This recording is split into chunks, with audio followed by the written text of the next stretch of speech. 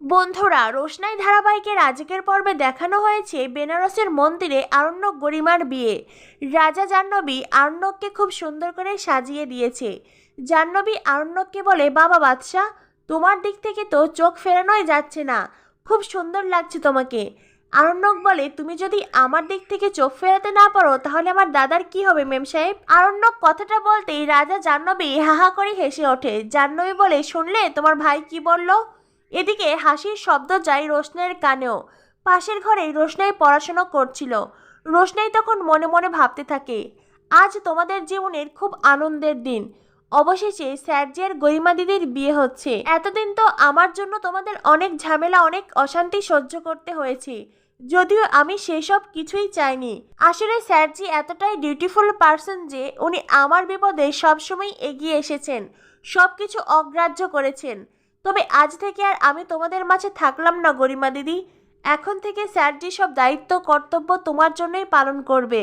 আমি তোমাদের জীবন থেকে অনেক দূরে সরে যাব। এদিকে জাহ্নবী আরণ্যককে বলে, ওইদিকে তো সুরঙ্গমা আন্টি গরিমাকে সাজিয়ে দিচ্ছে। যদিও সুরঙ্গমা আন্টি বলেছিলেন পার্লার থেকে লোক আনতে, কিন্তু গরিমা বলল এখানে তো আর সেরকমভাবে অনুষ্ঠান হচ্ছে না, যা অনুষ্ঠান সব কলকাতায় তাই হবে, তাই ওখানে গিয়েই সাজবে, এখানে যেমন একটা সাজ হলেই হলো। তবে হ্যাঁ, তোমার বউকেও কিন্তু দারুণ লাগছে, দুর্দান্ত। আর্ণব বলে, আমার বউ তো দুর্দান্তই, না হলে কি আর বিয়ে করতাম নাকি? রাজা বলে, ও বাবা, দেখো কি বলছে। সত্যিই রে বাদশাহ, তুই খুব লাকি, গরিমার মতন একজন মেয়ে তোর বউ হবে। গরিমা যেমন গুণী ঠিক তেমনি সুন্দরী। জাহ্নবী হাসতে হাসতে বলে, জানো তো বাদশাহ, তোমাদের বিয়ের ব্যাপারটা যদি না হতো আমরা তবে এখানে আসতাম না। যাই, আমি বরং গিয়ে দেখি গরিমা কি করছে, ও রেডি হলো কিনা, আর ওকে খবরটা দিই ওর বরকে কতটা দুর্দান্ত লাগছে। জাহ্নবী ওখান থেকে চলে যায়। এদিকে রোশনির হঠাৎ করে মনে পড়ে যায় মন্দিরে আরণ্যক রোশনের বিয়ের ঘটনা। আর সেই দিনটার ছবি চোখের সামনে ভেসে উঠতেই রোশনাই বলে, না না, আমি এখন এইসব ভাবছি কেন? আমার তো এইসব ভাবার উচিত নয়, আমার তো সেই দিনটাকে ভুলে যাওয়া উচিত। তবু কেন বারবার চোখের সামনে সেগুলো ভেসে আসছে? এদিকে আরণ্যকেরও বারবার রোশনাইয়ের সাথে বিয়ের দিনটা মনে পড়ে যাচ্ছে। সেই সব মুহূর্ত আরণ্যকের চোখের সামনেও ভেসে উঠছে। আরণ্যক মনে মনে ভাবতে থাকে, আমি চাইলেও কেন সেই দিনটাকে ভুলতে পারছি না, কেন বারবার আমার চোখের সামনে ভেসে উঠছে রোশনাইয়ের সেই সিঁদুর মাখা মুখ, লাল টুকটুকে শাড়ি, বিয়ের মন্ত্র, সবকিছু কেন বারবার ভেসে উঠছে? ওই সব কিছু তো মিথ্যে ছিল। এদিকে রোশনাইও মনে মনে ভাবতে থাকে, সবাই বলে সবটা মিথ্যে, কিন্তু মন্ত্র পড়া, সিঁদুর দান সবকিছু তো সত্যি ছিল, ওগুলো তো মিথ্যে ছিল না। অবশ্য নাটক সিনেমাতেও এইরকমটাই ঘটে থাকে। আমাদের বিয়েটাও একটা নাটক ছিল, একটা নাটকই ছিল। রোশনাই আর নক দুজনেই একে অপরের বিয়ের কথা ভাবতে থাকে, কিন্তু কেউই কারোর মনকে প্রশ্রয় দেয় না।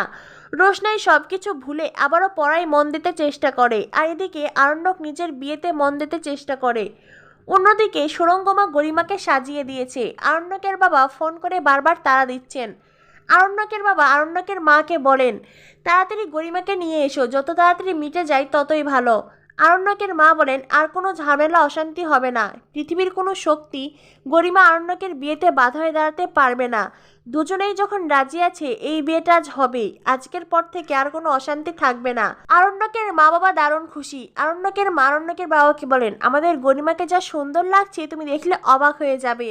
এরপরে গরিমা খানিকটা লজ্জা পেতে থাকে। তখনই সেখানে জাহ্নবী আসে। জাহ্নবী এসে গরিমাকে বলে, গরিমা, তোমাকে খুব সুন্দর লাগছে, চলো তোমাকে তোমার বয়ের সঙ্গে একটুখানি কথা বলিয়ে দেই। এই বলে জাহ্নবী গরিমাকে বলে, আজই কিন্তু তোমাদের ফুলসজ্জা হবে। গরিমা বলে, আজ?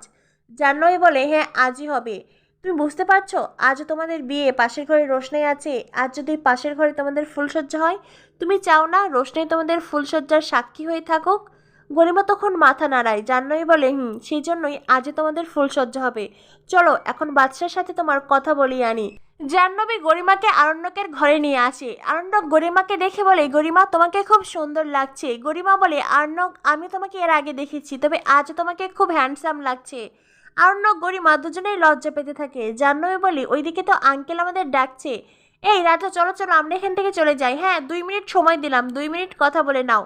এরপরে রাজা জাহ্নবী ওখান থেকে চলে যায়। আরণ্যক গরিমা একে অপরের দিকে তাকিয়ে হাসতে থাকে। এদিকে সুরঙ্গমারা আসে রোশনাইয়ের ঘরে। সুরঙ্গমা রোশনাইকে বলে, কি তুমি এখনো রেডি হওনি?